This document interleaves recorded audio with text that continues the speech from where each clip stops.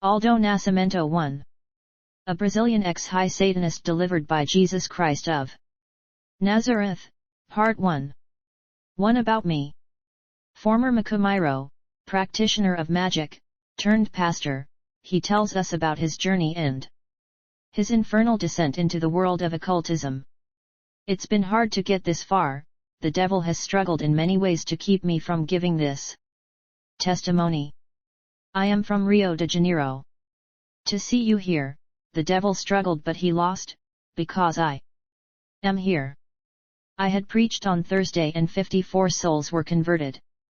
Along the way, when I was in the city of Resende, in the state of Rio de Janeiro, there was an accident between a truck and a van. Just then I stopped the car and I rushed to help. There was an old gentleman. Pieces of metal were blocking his legs, another piece of iron was in his chest. I approached him, but I couldn't do anything, I couldn't move much, because there was wreckage everywhere. He looked at me and said, "Are you a believer?" "I am a pastor. I now want to come back to Jesus, because I feel the pain of death." I put my hand on him, I prayed for him and I announced to him what I received from the Lord. "You will not die, you will even go and preach the gospel of Christ." Quickly help arrived. When he was already strapped to a stretcher, he raised his hand, thumbs up, looking at me. I had already felt the difference. He told me that it had been 22 years since he had strayed from God's path. My brothers, God has a plan for each of us.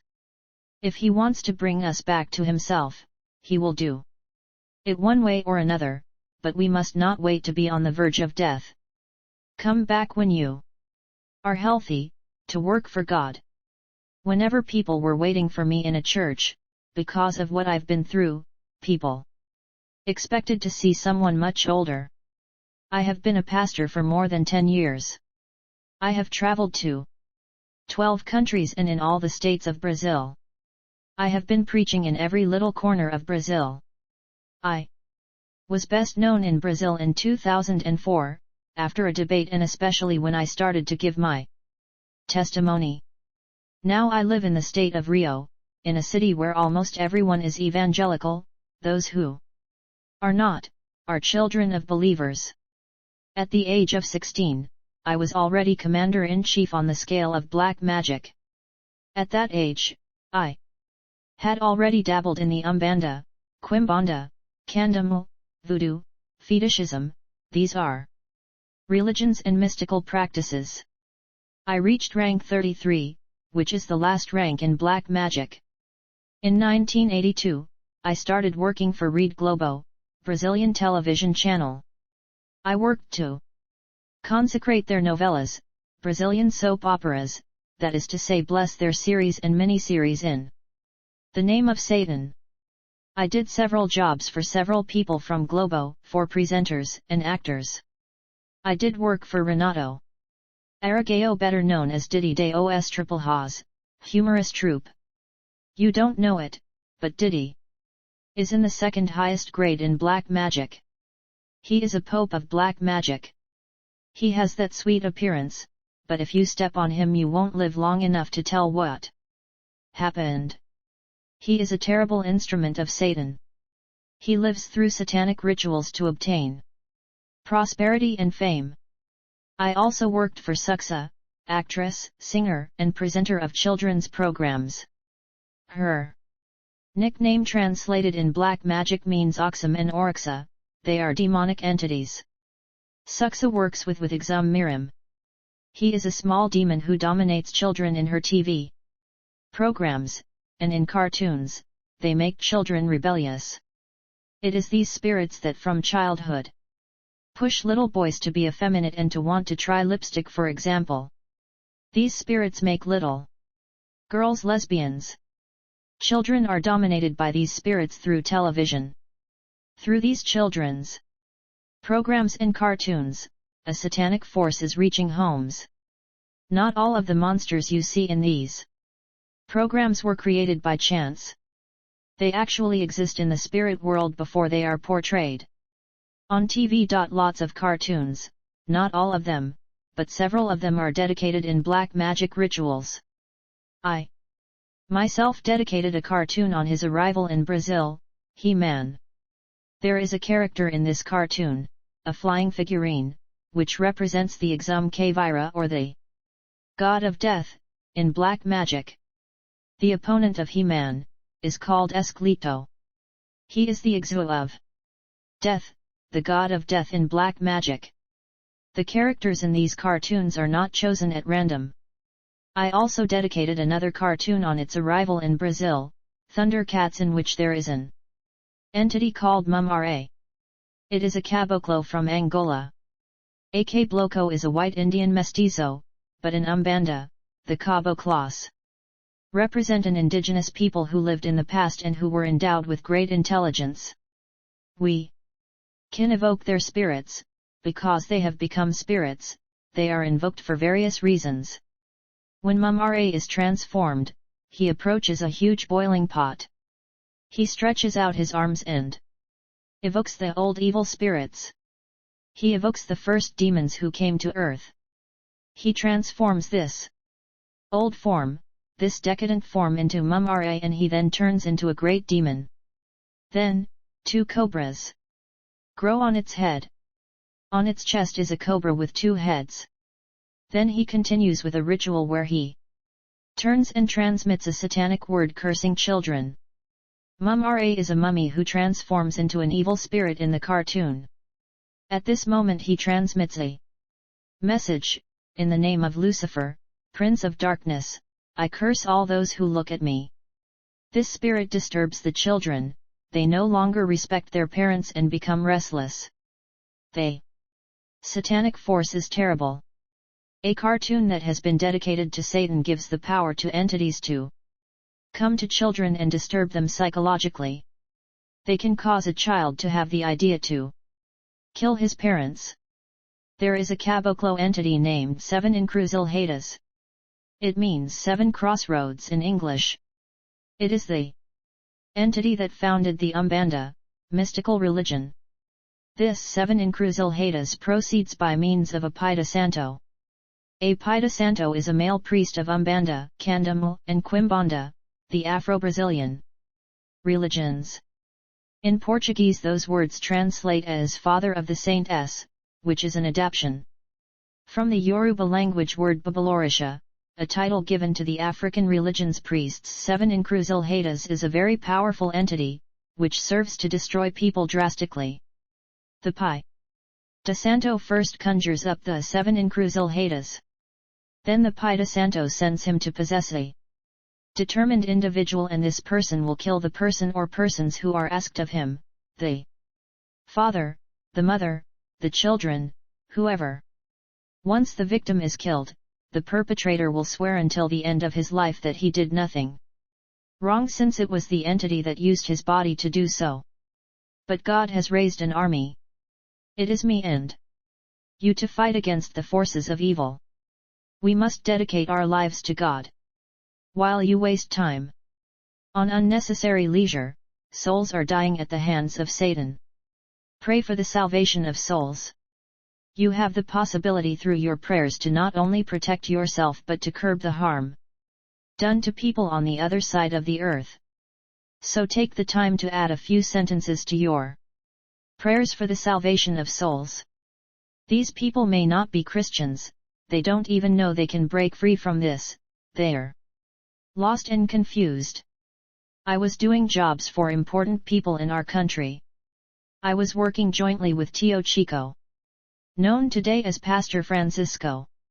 He was the strongest black magic Pai Santo in the state of Brasilia. I was with Tio Chico and 5 other Pai Santo graduates in the high elite of black magic. It was the time when Tancredo Neves won the presidential election in 1985. The drums had resounded in Bahia, Recife, Brasilia, and Rio de Janeiro. At the end of 15 days of ritual, Tancredo Neves, the President of the Republic, died because he could not bear the pressure of the satanic forces which were produced to kill him. The politics we live in are dirty politics. Most politicians have a pact with black magic. For a senator to be elected, a vote is required. But in Brasilia, there are senators that we have never seen, we do not know their names or their numbers and no one voted for them, yet they are there. It is the same for certain federal deputies. These are people who work black magic in order to be elected and to become rich. There are people who don't like to vote for Christians. They don't like the idea that a man of God is in politics. They prefer to vote for macumeiros, practitioners of magic. In Rio, there was a new law, the law of silence. They shut down churches on the pretext that they are making noise. What about carnivals, and football games and all those pagan festivals that are in our country? Don't they make more noise? A Christian deputy fought alone, by the grace of God, and fortunately had this law annulled. My brothers, beyond the political consideration, when voting for your elected officials, place the men of God. This is necessary.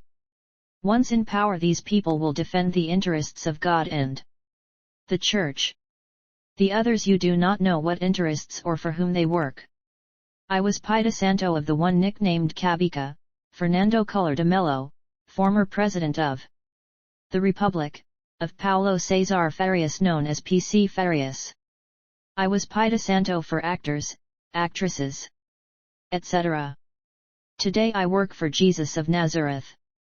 It is God who redeems man from the clutches of Satan. To my mother. I'm going to tell you about a tried person, my mother. I come from a family of pastors. I am the grandson of a pastor, Manuel Inácio da Silva.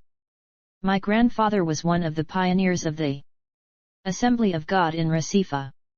I am Sister Leah's grandson. My grandmother was one of the first leaders of the prayer circle in Brazil, founded in Casa Amarela. I come from an Assembly of God family.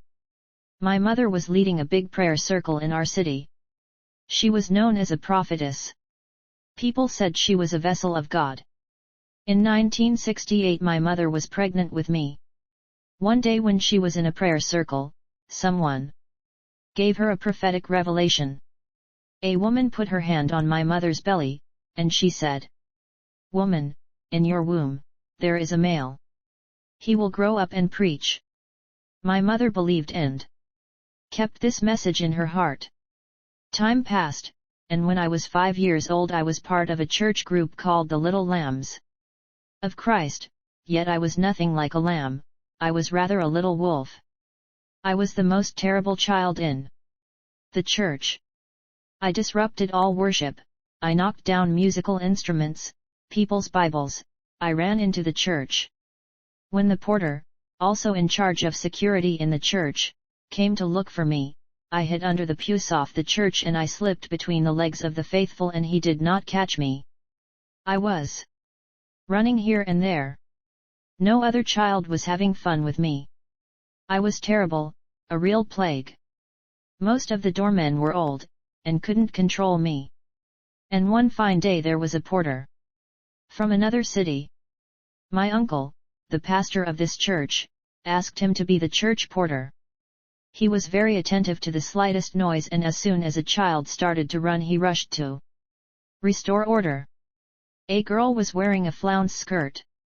I pulled her skirt off and dragged the skirt to the floor. Fortunately for her, in the Northeast, all the young girls wore petticoats. The porter witnessed the scene, he saw the young girl crying. He asked the second doorman who this uncontrollable child was. The second doorman told him, "Don't touch this child. His family is one of the most important here. His uncle is the pastor and his mother is leading the prayer circle. How is it that people in the church fear important families? In church, no one is more important than another, and no family commands another. The only person in charge there is Jesus." The other porter then replied, "He may be the child of an important family, but this church does not belong to them, it belongs to Jesus. Now I am going to catch him and he will stop making a mess." This porter came there, and I was afraid. He asked me to take his hand and he pressed, and I threatened to tell my parents. He took me to the hallway of the church, pricked my ears. When I wanted to cry, he asked me to be silent. He told me that if I continued to cause disorder in the church, he would hit me. Go sit down and be quiet, he said to me. I turned into a little angel.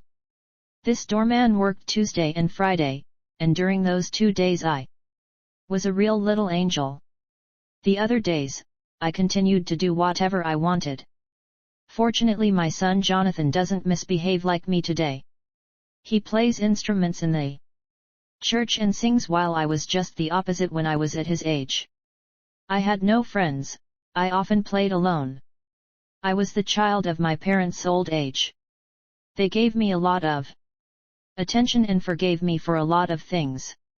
But it was a mistake because I was the most terrible of all their children, and I did everything that the others had never done. One day while my uncle was taking a nap, he who defended me when people said I had a demon in me, he was sleeping and I saw that he had a lot of hair on his legs. I found it weird and I decided to remove his hair. I took kerosene from a lamp.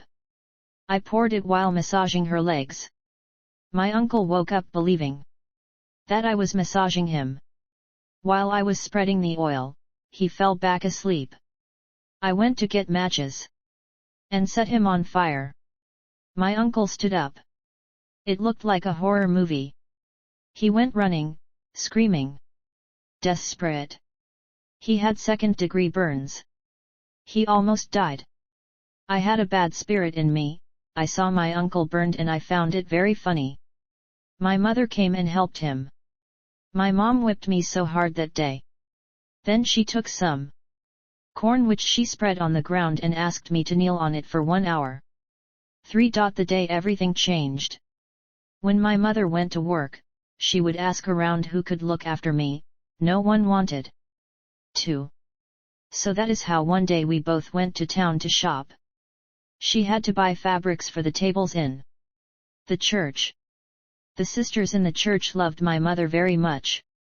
People feared her, because she had revelations. When she passed by, people would say, "It is her. This is the vessel through whom Christ speaks." But the Lord gave my mother a hard test. When we had already bought the fabrics, we were at the station waiting for the train to return. I had started running everywhere and I was hiding. I wanted to play hide and seek. I was hiding behind the door in the station toilets. My mother was looking for me because the train was ready to go. And as my desperate mother was looking everywhere for me, she saw a little boy in the distance on the train at the door. This boy had the same clothes and shoes as me. She thought it was me and she got on the train. The train closed its doors and was gone. Because of a game, I lost my mother's affection, I lost my family, I lost the opportunity to grow up in a Christian home, I lost everything. As I left this toilet, I saw that the train left, taking with it the most important person in my life, my mother, the one who defended me against everything and everyone. For example, one day my mother was going to milk a cow. I was around and I had a red shirt.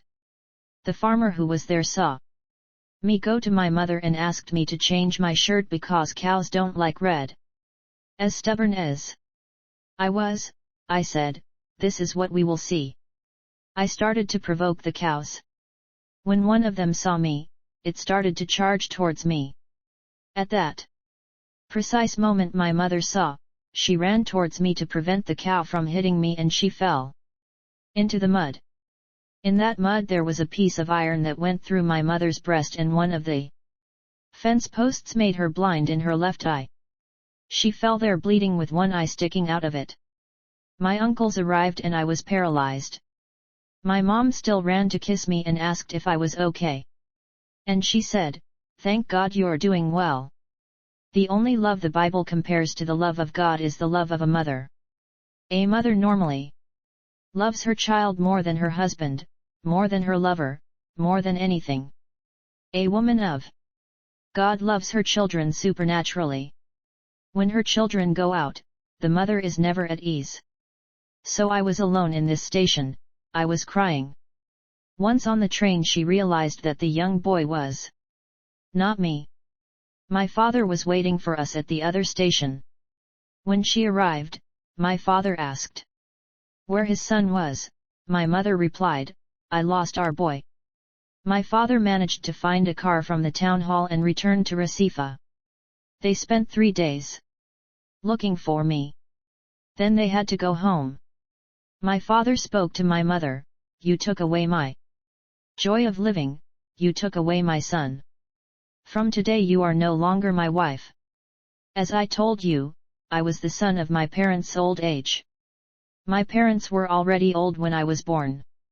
I was the youngest, the one who was pampered and who often ends badly in life because from young I did not have the same education as my older brothers.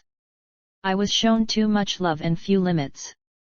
I did not have the tools to move forward in life. I am rebellious, disobedient, contemptuous, and selfish. But it is not my fault. It is because of the failure of my parents who defended me too much and gave me too much permission at home. They son of old age. My father took his license from the church. He tore it up and he said to my mother, as of today, I'm not a believer either. And I don't want Christians to come to my house anymore. My father was revolted, he no longer spoke to my mother. She lost the respect of church members. Formerly admired, when she entered the church, people said, look, it is the irresponsible mother. She lost a 6-year-old child. It is sure that this child is already dead. My mother would bow her head, kneel and cry, not only had she lost me, but she lost her husband. Respect of the church, and people would laugh at her. When she went to the market, people out of spite asked her, "Oh sister in Christ, where is your son? Didn't you come with him? Didn't you say your son was coming home? It's been 3 years already." And my mother always answered, "One day he will come back." My mother told me that she was crying in the street. He missed me very much. Meanwhile, I wandered the streets, ate in the garbage, ate rotten food. Sometimes there were already insects on it, but I ate to quench my hunger. One Friday night I was sleeping in the street. In Recife, it is hot during the day, but at night it is very cold because of the breeze coming from the sea. So I took a stray dog with me. I caught him for a little warmth, so I slept often with dogs.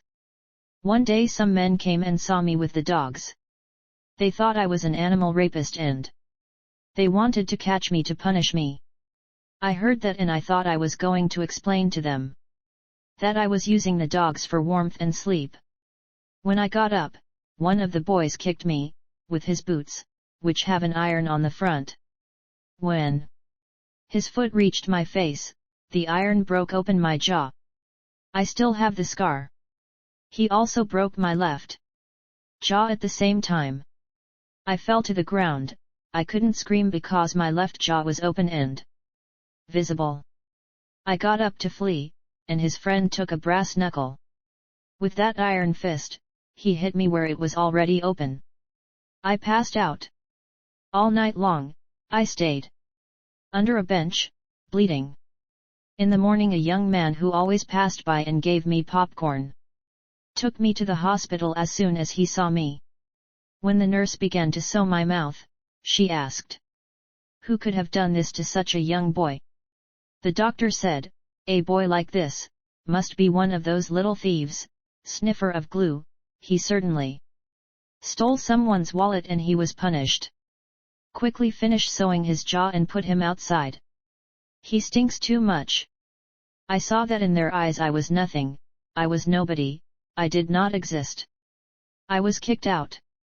I looked at the sky and I thought of my mother. I remembered what she said.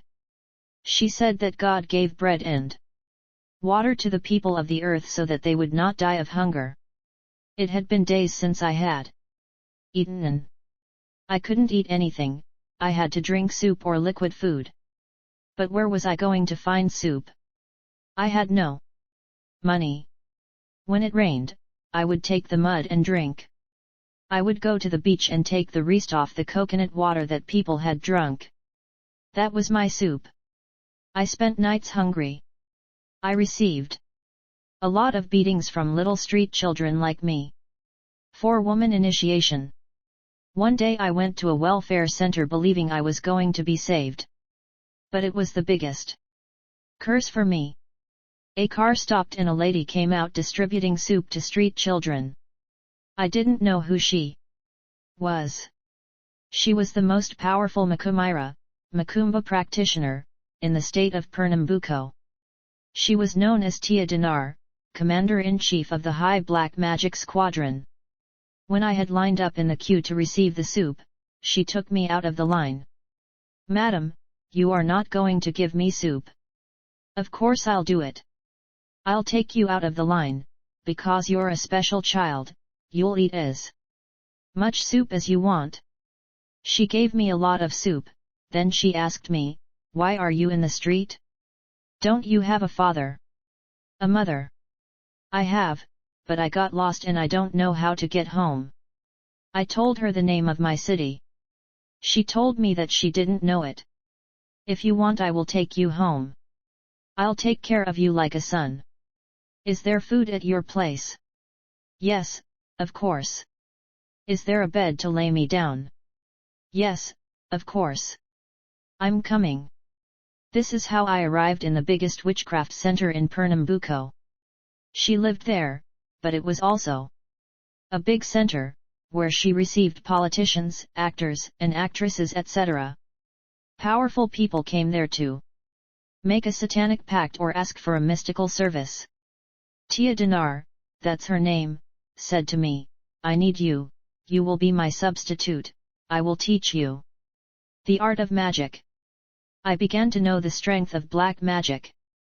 "Now you no longer have a father and you no longer have a mother." "But I have a father and a mother." "No, it's over, you don't have any more. I'm going to lock you in this room. You will go out only when you understand that you don't." She locked me in a dark room for 45 days. She only gave me food at 10 p.m. She slipped a strange bowl of salty soup under the door. I was so hungry that I ate. After 45 days, I couldn't remember having had a father or a mother. This memory was erased from my mind. She gave me spiritual treatment, a cleansing of my mind, and my past was erased. After 45 days, I was already used to this soup. When I left the room, I asked her for it. She replied, "Go get some from the fridge." I went to the fridge and when I opened it there was no soup, there was only human blood. That was what she gave me with salt for 45 days. And because of that, I started to receive spirits. For another 7 days, she locked me in a development room to receive guides.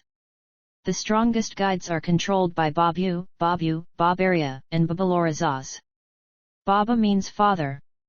They are priesthoods, leaders of worship centers of one of the Afro-Brazilian religions. These terms are used by followers of Candomblé, which is a mystical religion. They are Pai de Santo from Angola, very powerful marabouts. When the Pai de Santo in this category perform rituals to kill someone, they can kill him in the next hour if God does not intervene. They can do a ritual to send leprosy, a disease, or make someone bankrupt. So Tia Dinar had locked me in a development room dedicated to Babalorazaz when I was only a child. On the penultimate day, I was incorporated by guides that only high-grade Pai de Santos normally received. One night I received all the guides, which normally are only received gradually, every year in normal times. When I left this room, Tia Dinar immediately saw the number of guides I had received. She was afraid and she said to me, "I'm going to send you to Bahia right away, because you have received 2 strong guides and I do not work with them. You will have to go to Bahia too." Develop yourself with the Maimaninanhadu Kanchua. I was staying 7 to 8 months there. She had taught me all the art of magic, all the control of satanic power, all the strength of black magic. When that was finished, she said to me, "You will lead 27 high-grade black magic cults. Do not accept any humiliation from any human being." At that time I was doing jumps 3 meters high. I was taken to a beach called Velmar, and that's where I started jumping. I didn't know what it was for. I think the Santo Pai wanted to know what spirit was incorporated in me at the time. I was possessed by an exum which gave me this supernatural strength. Possessed by this entity, I could kill any man that challenged me. People started to fear me, and I was then known in Pernambuco as the little boy from hell, the youngest Pai Santo in the state of Pernambuco. From then on, I started to do major works. In 1982, I got to know Roberto Marinho, president of the Globo Group, now deceased. The Maida Santo said to me, "I'm going to introduce you to someone very powerful. If he likes you, he will want you to work for him." I was doing a ritual for him, and he appreciated it. He then hired me to dedicate his novellas, Brazilian soap operas. 5. My first work. I am going to show you transport tickets on which are printed notices of missing children. It is written there, "Missing child." This child, Fabiano, disappeared when he was 13 years old in 1996. At 13 years old, don't you think that Fabiano could tell the competent authorities what is the name of his father and his mother? Can't he tell the name of his neighborhood or the city in which he lives? The answer is yes. So why isn't he home?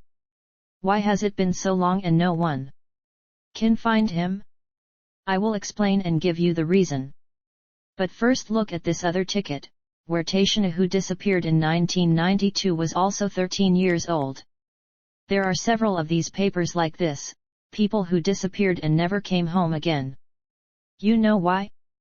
These people do not get lost, they are kidnapped to be sacrificed in black magic rituals. I now want to alert everyone who watches the novellas. Before recording a novella, there is a satanic ritual. The novella is offered to a caboclo called Caboclo da Orixa. The Caboclo da Orixa claims 6 children as a sacrifice. We tie the child's feet, the arms. We put him on an altar. Underneath there is a receptacle. We take a dagger of Trancarua, name of a spirit, and we pierce the heart of the child. When you take out that dagger, you press so that there is pressure and blood comes out. The child struggles on the table until death. Then we remove his blood, his flesh, his bones, which we burn like incense to the Caboclo da Orixa. The same process is repeated, with 5 other children. The novella is said to be consecrated. The actors of the novella are part of the ritual, and then the novella is broadcast, with terrible power. On Judgment Day, the Pai Santo will pay for their actions. The actors and actresses who took part in this will answer for all of this before God. It is for these reasons that one should never watch the novellas again, because now that you know these things, you become accomplices. It is not something essential to your lives. There are people who don't lose an episode, and when they're not home, they record. What fidelity! Yet there are Christians who do not have this same loyalty to God, who do not devote their time to God. It is because of your watching these novellas that these children are disappearing. You did not know it? Certainly. But from today you know it. Nothing on television captivates as much as a series. You can know someone who is very nice and very calm. But when she's watching her show, try turning off the television a bit and you'll see her reaction. It seems that 60% of women become adulterous as a result of these soap operas. The actresses project adultery and promiscuity in these stories. Then the women at home feel that their own life is bland and unsatisfying. Yes, these shows make people unfaithful. So consecrating novellas to Satan was my first job, and I got to know the actors, these famous people. I knew Renato Aragao. He hired me to do a job for him. I did, and he paid me. And I had gone to offer this money as an offering to Imanja, the queen of the sea, on a beach called Boa Viajam, in Recife. When I brought her this offering, she materialized and she said to me, "I don't want anything, you brought me here. And what do you want?" "I want blood." "What kind of animal?" "I don't want animal blood. I want human blood. I don't want a man's blood. I want a woman's blood. I want you to go back and bring me a 15-year-old girl. You will stab her 7 times here in the sea. I will drink her blood and I will eat her flesh." I came out of the sea looking for a 15-year-old girl. Know that when you leave your house, the devil is watching you. Wherever you go, the devil is watching you, be sure of this. Do you know why he can't do anything to you? Because an angel with a flaming sword is guarding you. He can't do anything against you. The Bible says in Psalm 34:7, "The angels of the Lord encamp around those who fear him, and delivers them." That is why the devil cannot take you. You just need to be faithful and obedient to the Lord, for the angels of the Lord are there. Here I am looking for the 15-year-old girl. I was in front of a college, and I was waiting for the classes to end. There a multitude of young people came out and I spotted a girl whose age I estimated at 15 years in relation to her class.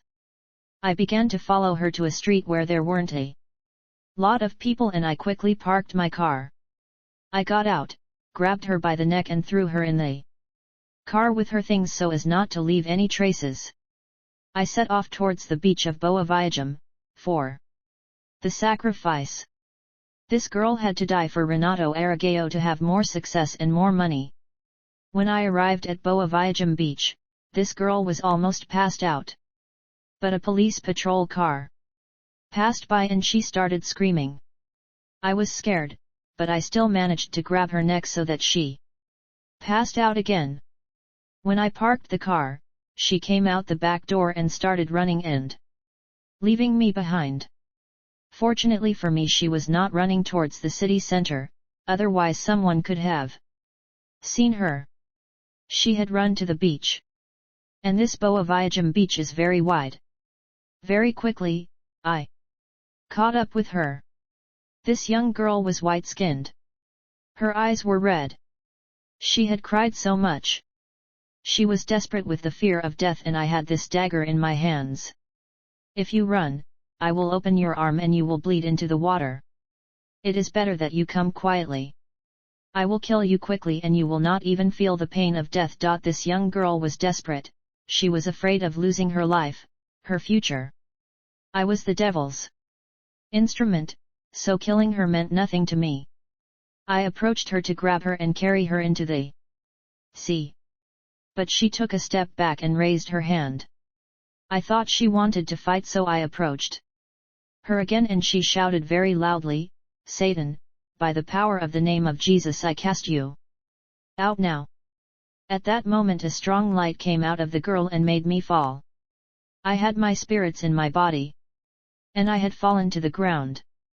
I looked at the girl above me. She was red and surrounded by light. And cried out to me again, "Young man, I tell you I belong to the Lord who is the creator of heaven and earth." I couldn't move any more, the spirits inside me were paralyzed. The girl is gone. I don't know if she herself saw that light that was in her, I don't think so. I finally got up. She was already far away. As I got into my car, I told myself that she must be a Maida Santo, and that I was going to kill her in a ritual. I called several very strong Paida Santo, powerful marabouts, to help me in the ritual. We had done the ritual and there I sent a spirit to kill her at her place. But the spirit never returned. So I did another ritual. I sent Exukavira. He was gone and came back. He materialized among us and I asked him, "Did you kill the girl?" "No, I didn't kill her and I can't kill her. I can't even touch a single strand of her hair. Is she more senior than me? No, I can't kill her because she belongs to God. If you belong to the Lord God, the supreme and terrible being, the devil cannot make any attempt on your life, for God is on your side. So be obedient, watch your life, for things happen that you cannot even imagine." I was a wizard, I had killed, and the only time I had failed was with this real Christian. God gives you victory and frees you from the hands of Satan. I was outraged by this failure. I telephoned the Maimaninanha in Bahia to ask her what was going on. I told her this story and she asked me, "What did the spirit tell you?" "He told me that the girl is a Christian and that he could not kill her." "But you stayed 8 months here with me, I told you several times, that you cannot do any work against the real Christians." "But what is the problem? She's human, isn't she?" "Yes, but their God does not allow witchcraft to reach them. Do you remember when I told you that you could become the greatest Babaloriksa? So stop looking for Christians. And if I don't stop, so you're going to die." "But who's going to kill me?" "The God of Christians." "Yet you told me that my guides protect me from everything and everyone." "But not from him. He can destroy you in less than a second despite your guides. When someone asks you to do a death ritual, find out who the target person is before starting the rituals. If he or she is a practicing Christian, refrain from doing it because the spirits that live in you will be destroyed and will cause your death."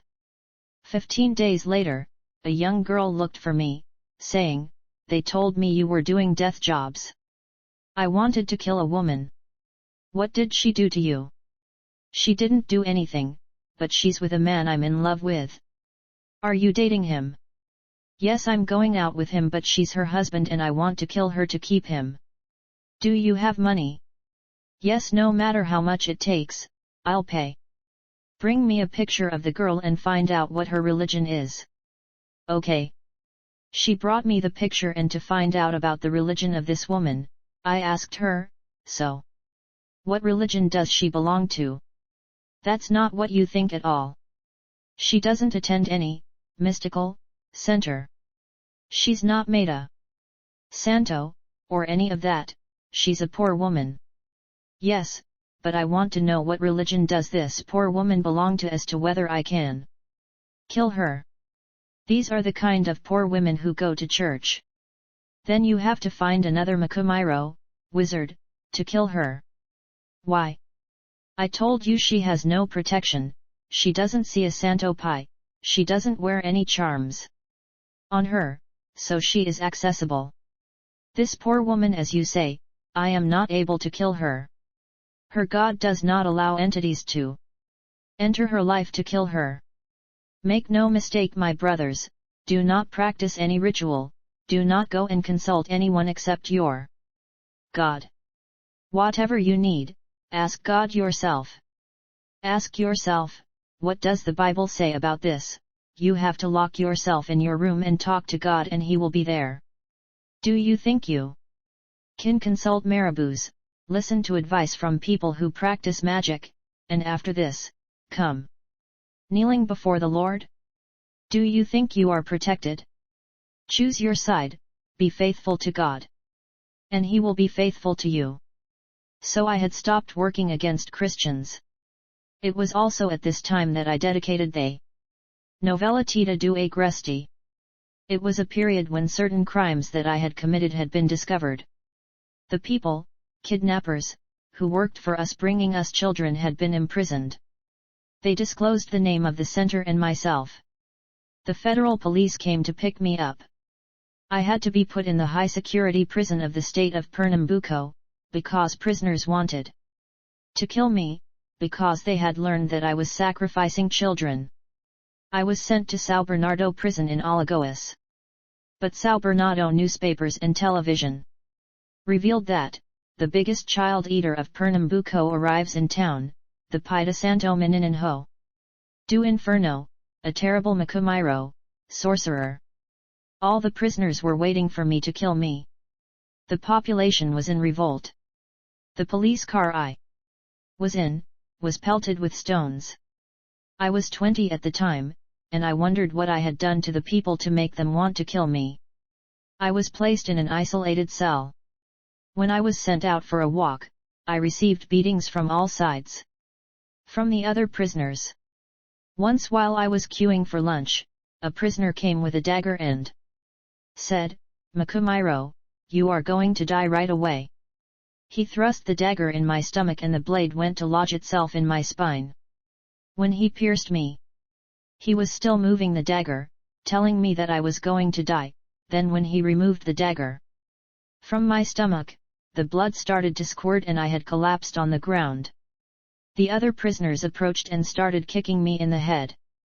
The guards had been slow to arrive, hoping that I would die. Even I didn't understand why I wasn't dying. The blows were raining down. I was not dead because of the promise of God when He announced it to my mother in the womb, that I was going to be a great preacher. God is faithful and true. I was stabbed 8 times in all. Over the next few days, I continued to be beaten. I called the Maid Santo, "When are you going to get me out of here? I cannot get you out of there. Since you confessed the crimes, you will stay there." I spoke to everyone, to the governor, but there are no solutions for you. We're going to have a meeting with the Babalorazas and we'll see what we do with you. The meeting had taken place, and they said that I had been involved with too many Christians. It had disturbed the functioning of their centers. They said, "We will expel him from magic. He will stay in prison. Let him die there." When I heard it on the phone, she said, "I have bad news to tell you. Speak. You have been expelled from magic, you are no longer a member. And now it's up to you to get by on your own. But you know, however, that I have no one, I have neither father nor mother, the only person I have is you. You are my mother. I was never your mother, you entered alone by yourself, and you will remain alone." Continued in Part 2.